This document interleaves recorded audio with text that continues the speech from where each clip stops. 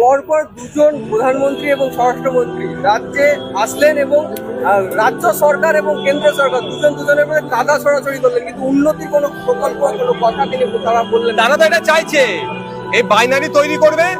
তারা যে সম্পূর্ণরূপে কি রাজ্য সরকার কি কেন্দ্র সরকার ব্যর্থ হয়েছে মানুষকে তার নাগরিক পরিষেবা দিতে, এই ব্যর্থতার দায়ী থাকার জন্য কি করতে হবে?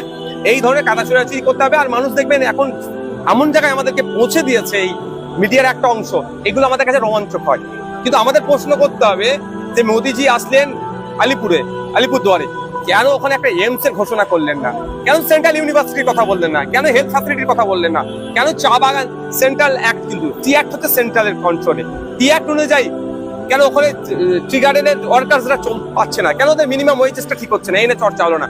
আর মুখ্যমন্ত্রী তার প্রধানমন্ত্রী ফ্যামিলি সিঁদুর হ্যান নিয়ে এইসব গল্পতেই ব্যস্ত হয়ে গেল। রোমাঞ্চক নিয়ে আমরা ব্যস্ত হয়েছি, কিন্তু প্রকৃত অর্থে আমাদের হওয়া দরকার। কেন প্রতিটা জেলায় একটা করে পিজি আরজি করার মতো বড় হসপিটাল পাচ্ছে না?